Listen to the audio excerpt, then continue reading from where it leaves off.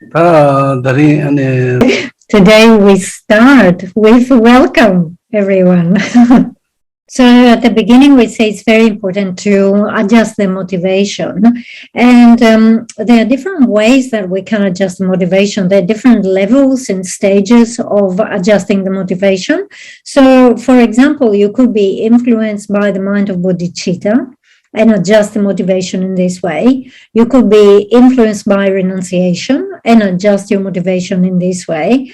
Or you could be influenced by the thoughts of the individual, of an individual of a small capacity. So in this way, you adjust your motivation in a different way. So depending on how you think, so for example, you could be thinking only about your next life, or you could be thinking only about obtaining liberation, or you could be thinking about reaching Buddhahood for the sake of sentient beings, influenced by bodhicitta. So you see, there are different ways of thinking to achieve this, to adjust the motivation. So if we take as an example 4 different individuals that engage exactly the same activity, so let's say each one of these people recites 1 mala of Om Mani Padme Hum. So the effort is the same, the mantra is the same, the activity is the same, they do exactly the same thing, but they do it with a different motivation. So someone does it influenced by bodhicitta. So this one recitation of 1 mala of Om Mani Padme Hum becomes the cause for enlightenment. Another individual recites exactly the same thing, but with influence by the mind of renunciation. So then this activity becomes the path to liberation. Then the third individual does it only thinking about getting another good rebirth in their next life. Okay, in this case, it becomes Dharma activity, but it's borderline and it is not pure Dharma. And then finally, you have someone who just recites the mantra, is not influenced by any of these thoughts. So in the last case, it does not even become a Dharma activity.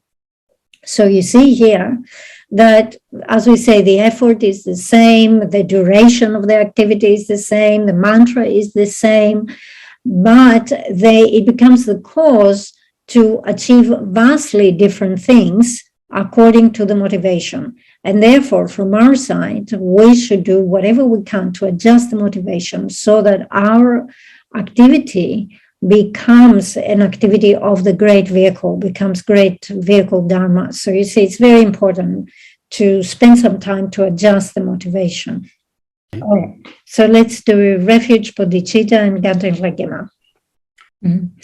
Okay, so we started last week with a new topic, which is Lorig, and we started talking about awareness and knowers and consciousness.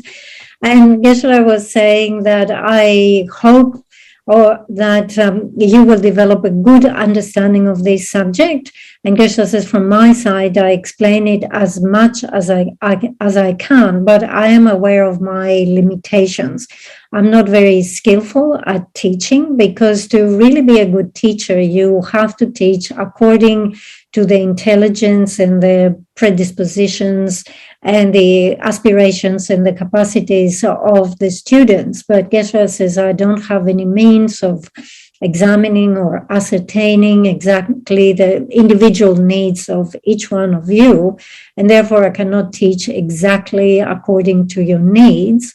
So I am teaching, and I am hoping that you will develop some good understanding, but at the same time, I am doubting my capacity, or I'm doubting that there will be great benefit from my teachings. Okay, so if you're following the text, at the very top of page 48, we have the divisions. So we know that there are 3 divisions of awareness and knowledge. You can classify it into 7, into 3, and to 2. We have said that we will follow the 7-fold classification.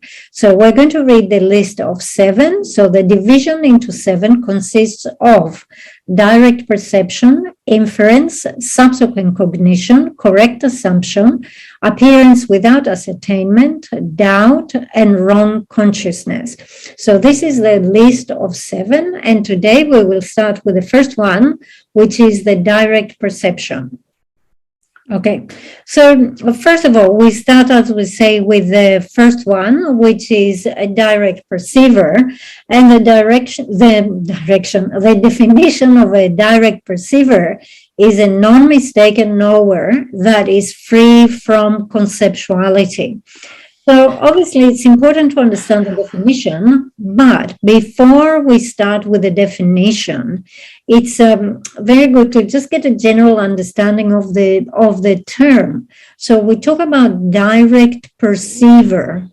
So the direct there has this indication of seeing directly. Okay, so to give you an example, if you are standing at the front of the house, you can directly see the front face of the house, isn't it? However, you cannot see the backside of the house because there are all these walls between yourself and the backside, right? So if there is something obscuring your view, you cannot see directly. But if you walk and go around and you go to the back of the house, you can look directly and you can see directly the back side of the house. When you're at the back, you cannot see the front, all right?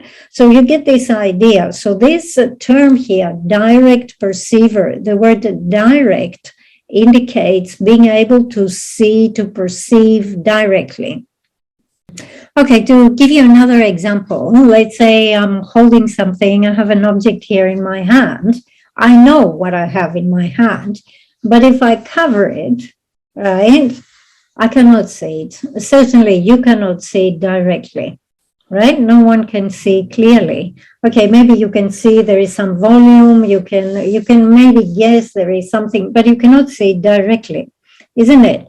If I remove this, Geshe was using a part of his Zen, right? So if I remove, in my case, the tissue, if I remove this, I remove whatever is obscuring the vision, and now I can directly see that object that is here. I can clearly, directly see the object. There is nothing that is obscuring me. I can see it directly. So to bring another thing here into this discussion to help us clarify the issue, you know, we talk a lot about conceptuality, conception, right? So when we understand something conceptually, what happens is we have to go through the means of a generic image. So in this case, the object does not, we don't see the object directly. We see the object mixed with the generic image. And therefore, because there is the generic image there somewhere in between, we do not perceive the object directly. And for that reason, we do not perceive it clearly. Whereas if we have direct perception, it means we are directly looking at the object without being mixed with the generic image. And because it's not mixed with the generic image, for that reason, the object is appears more clearly. So directly means there is no obscuration, there is nothing in between, there's no generic image, and I can see the object more clearly. It's the opposite of doing it conceptually. Okay, so we talked here about conceptual thought, and we say conceptuality. If you don't do it directly, you do it conceptually. And if you do it conceptually, you have to go through the generic image. Okay, so let's explain this. So you have this concept of a lion, all right? You do not directly see the lion. You're sitting there thinking about the lion. So you have a conceptual thought about this lion. The way that you can do it is because the image of the lion appears into your mind. And that image that appears is called the generic image. So whatever you are comprehending conceptually has to happen through that generic image. If that generic image did not appear in the mind, you will not be able to comprehend lion, all right? So conceptual comprehension only happens because we rely on this generic image. Okay, so here with direct perception, what we say is there is no such appearance of direct of the generic image. There is no need for this. You can see the object in a naked manner, nakedly, directly. You know, in colloquial, we say, I heard it directly with my own ears. I saw it directly with my own eyes, which indicates this intimacy, right? There's nothing in between. Directly, nakedly, I perceive the object. Okay, so now you can actually, if you want, you can read the definition of direct perceivers is on the next page, page 49.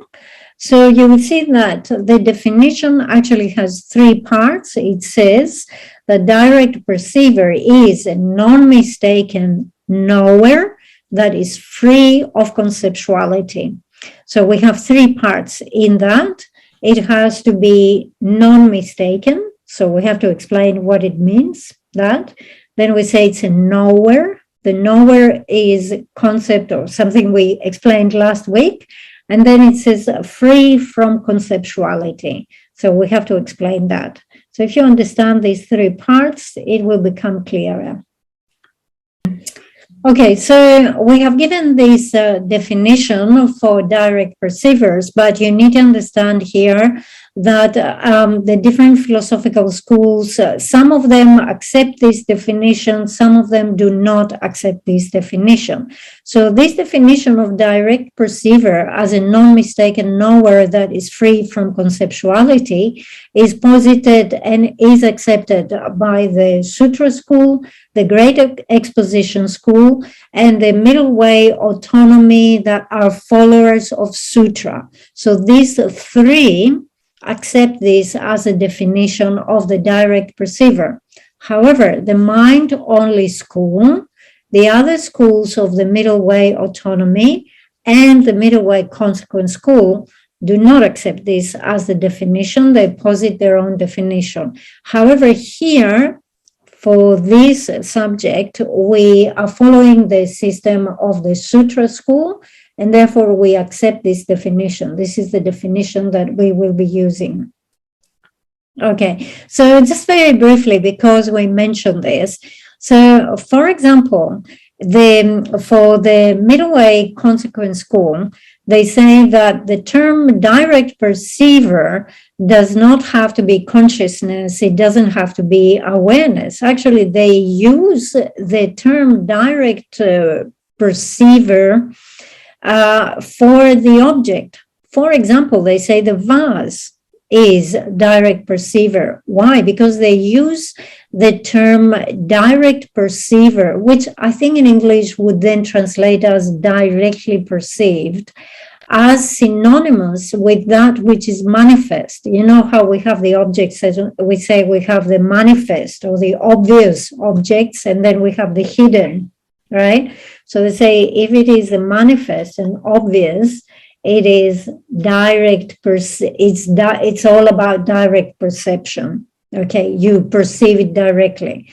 So they say, therefore, the term direct perceiver doesn't necessarily have to be about consciousness, awareness. Okay, so just very roughly explaining this. Okay, so as we say, because the different schools have different views, and they explain the terms in different ways, we're not going to explain the meaning according to each one of the schools, because it will be too much information and we end up being confused. As we say from the beginning, it's very good to keep it simple. We're following here the Sutra school, and therefore we're going to accept the definition and follow this definition as posited by the Sutra school. So we say that direct perceiver is non-mistaken knower that is free from conceptuality. Okay, so first of all, as we say, we have three parts in this definition. To be completely honest, the definition could be complete just with two parts, the first two parts. So you could just say it is non-mistaken knower. And you wouldn't need to actually say free from conceptuality, because, and if it is a non-mistaken, if it is non-mistaken consciousness, it is knower. And if it is knower, it is pervasive that it is non-mistaken consciousness, because we have the 8 doors of pervasion present between these two. So why do we have the third part included in the definition? It is included there because there is a non-Buddhist school that actually posits this type of non-mistaken knowers that they say are conceptual. They have conceptuality. So in order to overcome a mistaken idea, a wrong idea, that third part is included in the definition, although strictly speaking, technically, it's not necessary, but it's included to remove misunderstandings. Okay, let's look at this part of the definition that says free from conceptuality. So here, being free from conceptuality, is it actually the same as being non-conceptual? It is not. Merely by being non-conceptual, it doesn't mean that you are free from conceptuality. Okay, so to give you an example, take the person, the individual. The individual is not free from conception.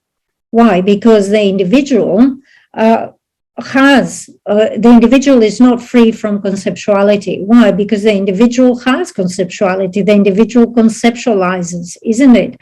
However, the individual is not conception, isn't it? So merely by not being conception, it doesn't mean that you are free from conceptuality. So to give you another example, again, in relation to the person is not mind, isn't it? However, not being mind or not being mental, right? It doesn't mean that the person is free from mind, because the person has mind, because there is mind included within the continuum of the person. Okay, so non-conceptual is not the same as free from conceptuality. Okay, one might ask the other question, does free from conceptuality means you are free from the substance of conceptuality? And again, this is not the case, because, for example, here we can give another example, the example of a direct self-knower of conceptual mind. So if it is a self-knower, it's the same substance, because it is generated, it abides, and it ceases at the same time together with that conception. So they have the same substance. Okay. So being free from conceptuality doesn't mean being free from the substance of conceptuality. Okay, so we're narrowing it down now. So what does it mean to be free from conceptuality? So obviously we're talking about a subject, which is the object possessor, and it has an object. And when that object appears to that object possessor engages the object being free from generic image. So if you're not using the generic image, there's no generic image between these two, you can say it is free from conceptuality. The other question is, would it be all right if we omitted the middle part in the definition, the nowhere? So could we just say it's non-mistaken, free from conceptuality? So do we absolutely have to include the word nowhere? Do we have to say that it is consciousness? Okay, so yes, actually we have to include this in the definition, because I'll give you an example of something which is non-mistaken and free from conceptuality. Our teacher, Buddha Shakyamuni. Buddha Shakyamuni is non-mistaken and is totally free from conceptuality. When you reach the ground of Buddhahood, there is no conceptuality anymore. And the Buddha is totally free from any mistake. So if the Buddha is non-mistaken and it's free from conceptuality, and if just these two fulfill the definition of direct perception, does that mean that the Buddha is direct perception, a direct perceiver? Does that mean that the Buddha is awareness? No, because we know that the Buddha is non-associated compositional factors. Therefore, the definition of a direct perceiver has to include the word nowhere to really nail it down that this is awareness, consciousness we're talking about. Okay, so we have seen that it is important to include the word nowhere in the definition, because if you don't include it, then you end up in other categories. Okay, so what about if we omitted the first part, the non-mistaken? So what if we just say it is a nowhere free from conceptuality? Would that be enough? So if we omit the first part that says non-mistaken, there is fault, because then we would have to say that all mistaken sense awareness that are non-conceptual, right, would become direct perceivers. So for example, eye awareness that is mistaken in the sense that perceives white snow as yellow, or eye awareness that perceives the white conch as being yellow, isn't it? So these are knowers, they are awareness, they are direct perceive, they are sense awareness, so they are knowers, they are free from conceptuality. However, they are mistaken, and we don't want to put them in this category of direct perceivers. So you can see that actually the definition has three parts, and if we were to omit each one, any of those three parts, we will end up with some fallacy. Fallacy in the sense that we will not be able to properly define, properly understand what a direct perceiver is. All right, so if you omit free from conceptuality, then you are including other things. If you do not say that it is a knower, you are missing out. If you're not saying that it is not mistaken, again, you are broadening out. You include other things that should not be included there. So each one of them plays a crucial role, and we need all three of them. Okay, so Geshe says, now does something come into your mind? Do you start to define it when we say the definition of direct perceiver is non-mistaken knower that is free from conceptuality? Okay,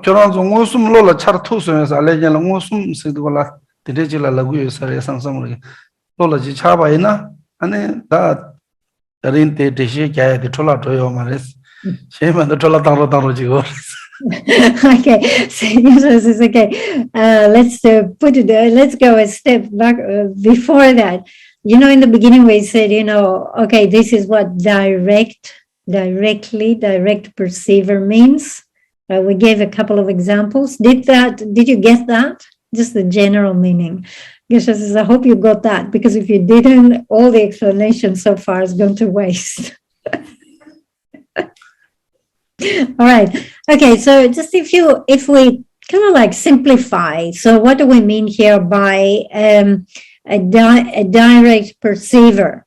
A direct perceiver is a type of awareness that has to engage a particular object, isn't it? It always engages an object. So it has an engaged object, and it engages this object without going through the generic image, and therefore it perceives that engaged object in a way that is more clear.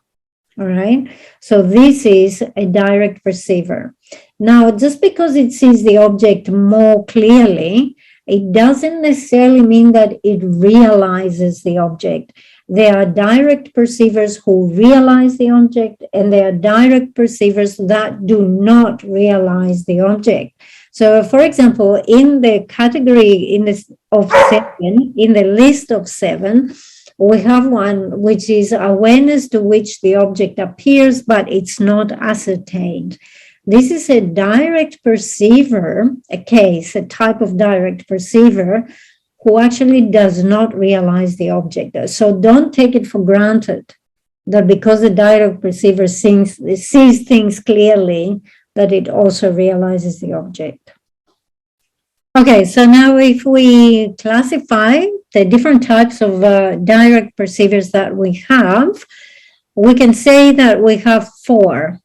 So we have sense direct perceivers, we have mental direct perceivers, we have self-knowing direct perceivers, and we have yogic direct perceivers. There are some who say we don't need a 4-fold classification. You can actually just say that you have 2 types. You have the sense direct perceiver, and you have the mental direct perceiver, because within mental direct perceiver, you can include the self-knowing and the yogic direct perceiver. Okay. However, Geshe says, I think it's best to go with the presentation of the 4 classifications, because then you have everything separated out. So it gives a better basis for studying this. So let's say we have 4. The sense, the mental, the self-knower, and the yogic direct perceiver.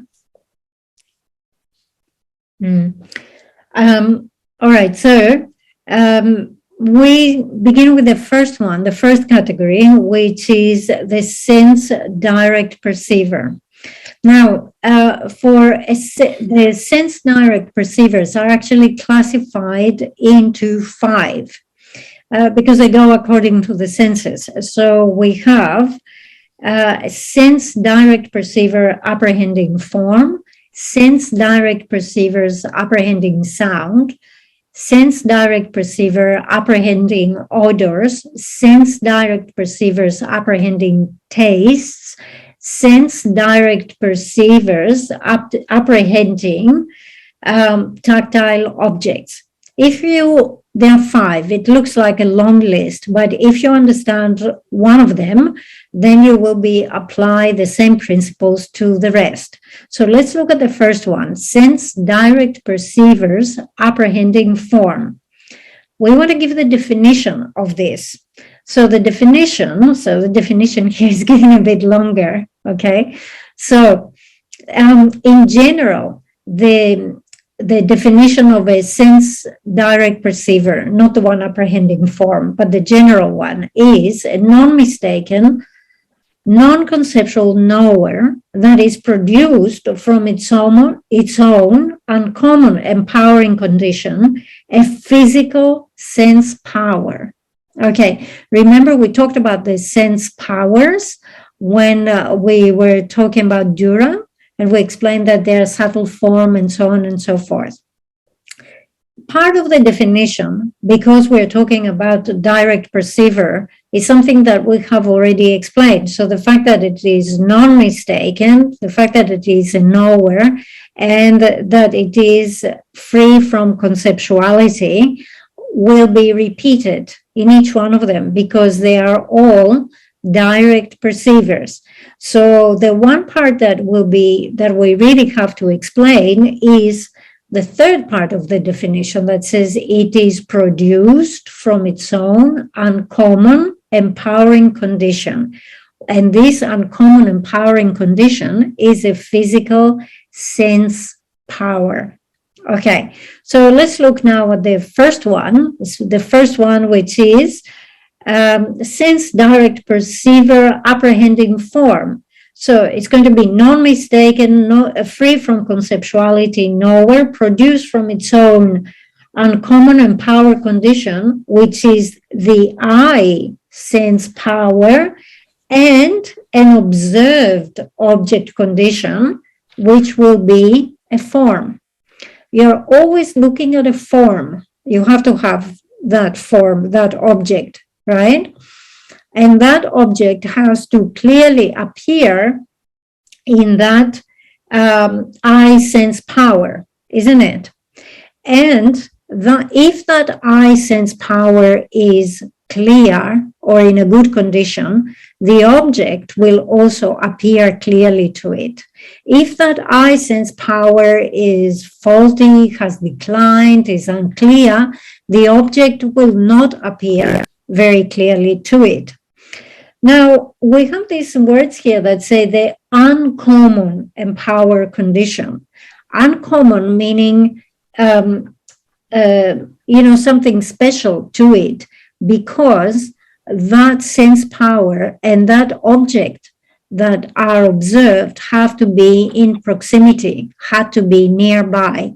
Okay, so when you have the combination of these two things,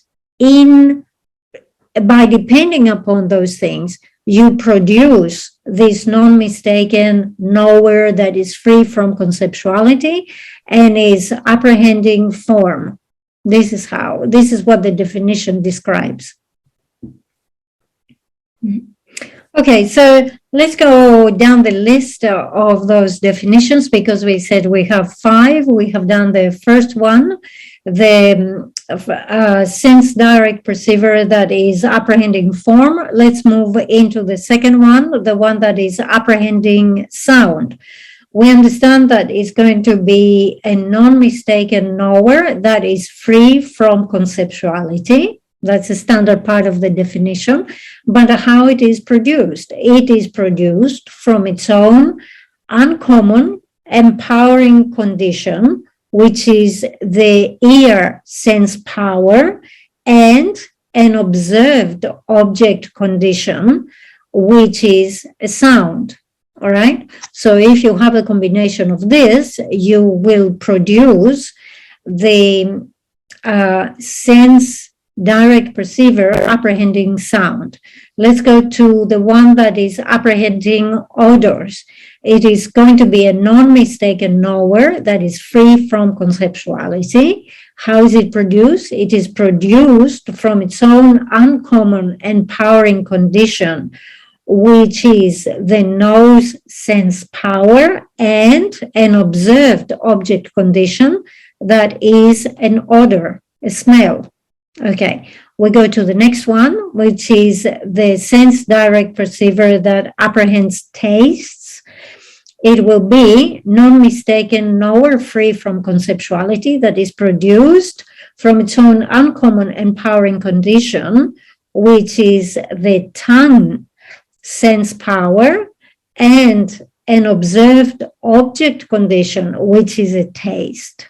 And then we go to the last one, which is the sense direct perceiver apprehending tactile object. It's non-mistaken knower free from conceptuality that is produced from its own uncommon empowering condition, which is the physical or the tactile sense power and an observed object condition that is a tactile object. Okay, so basically here what we're saying is that we have the 5 senses. What is involved in this? Each one has, in each case, we have a specific sense power and a corresponding observed object, which is going to be either the form or the sounds or the smells or the tastes or a tactile object. And this is how we produce these sense direct perceivers. Okay, so in these definitions, I think Geshe was saying here, perhaps the most tricky part that we need to understand is this term, because it says it is produced from its own uncommon empowering condition. So we need to understand what is an uncommon empowering condition. So uncommon empowering condition really refers to something which is the main cause for generating that type of consciousness, right? We're talking about consciousness, awareness. So it must be the main cause for producing it. And at the same time is something that is that registered or is influenced or it responds, you would say, to the observed object condition. If we're talking about a direct perceiver that apprehends forms, all right, we say that the uncommon means the unique empowering condition, meaning the main cause here is the I sense power. And this I sense power is encountering an object, a visual object, a form, right? So depending on whether that form will clearly appear or not clearly appear or fully appear or, be reflected and so forth, depending on that, it will bring about, it will generate the awareness. So that is very important to understand. The term uncommon empowering condition refers to the main cause, and this is only something that is explained in Dura. No other text explains that. So you notice here that the first part of the definition, non-mistaken, nowhere free from conceptuality, is actually repeated, right? It's almost like copy and paste in all 5 of them. And the reason for that is that the sense direct perceiver is a branch, is a subcategory of direct perceiver. And when we gave the definition of the direct perceiver, we said it is that it is a non-mistaken knower that is free from conceptuality. So obviously, this part of the definition we expect to find in all the subcategories of direct perceivers. If something is a sense direct perceiver, it is pervasive that it is a direct perceiver. Okay, and then when we further subdivide the sense direct perceivers into 5, obviously that first part of the definition is copied in all the cases. We don't need to explain it in each case. What is the new part? What we have to explain is the new part in the definition that says it is produced from its own uncommon empowering condition, a physical sense power. That's the interesting part here. Okay, we have explained the first category, which is the sense direct perceivers. We do not want to start with the second one, which is the mental direct perceivers, because there is quite a lot to explain there. But already, as you can see here, we start having these terms. So one is called one is about sense awareness, the other one is mental awareness, sense direct perceiver, mental direct perceiver. So how do we classify them? How do we say that one is a sense awareness and the other one is a mental awareness? When we want to be accurate about that, we want to look at the uncommon empowering condition for each one of them, because we said the uncommon empowering condition is the main cause, which is its unique main cause that produces this type of awareness, isn't it? And in the case of all the sense direct perceivers, the uncommon empowering condition is some sense power. So once you hear that the uncommon empowering condition is sense power, immediately you say, oh, that thing that is generated from this uncommon unique condition, unique special cause, must be sense direct perceiver. But if you hear that the uncommon empowering condition is mental power, if you hear the words mental power, then immediately you have to say, oh, this must be a mental direct perceiver. Okay, so to specify, to clearly understand what type of awareness we're dealing with, what type of direct perceiver we're dealing with, really we have to investigate or ask the question, what is the uncommon empowering condition? We don't want to look at the observed object. So for example, the observed object could be form, okay, visual form. So imagine if we talked about form awareness. Form awareness actually doesn't tell you enough for you to understand whether it is sense awareness or whether it is mental awareness. Because you can have sense awareness looking at form and you can have mental awareness looking at form. So you see, the observed object does not give us accurate enough information to do this classification. And this is why in the definition, we have this specific part that it says it is produced from its own uncommon empowering condition. You don't want to look at the common powering condition and you don't want to look at the observed object. It's the uncommon that gives you, really, it narrows it down, it makes it very clear which category you're talking about. So you can see here that when we use the term sense direct perceiver, sense awareness, or mental direct perceiver and mental awareness, these terms actually are applied by relying on the uncommon empowering condition, the uncommon main cause. To give you another example to understand this, we say the sound of the drum, or we say the barley sprout. Okay, when I say the sound of the drum or the drum sound, I am talking about a sound that is produced from the drum, isn't it? So it's a very specific here, because what I do here is identify the drum as being the uncommon and main cause that produces this sound. Obviously, there are many other causes and conditions that must combine in order to produce this sound from the drum.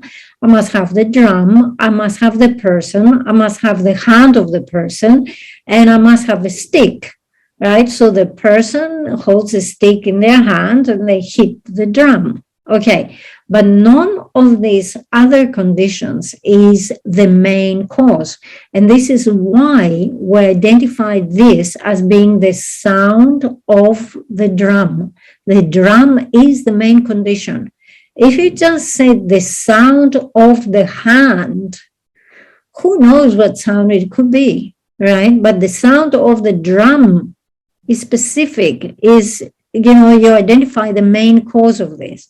Similarly, the sprout, the barley sprout. Okay, obviously to produce the sprout, you must have a lot of causes and conditions. You have the barley seed, you have the soil, you have the fertilizer, you have the temperature, you have the water, you have everything. But the main cause for that sprout, the specific uncommon main cause, is the barley seed. And this is why we refer to it as the barley sprout.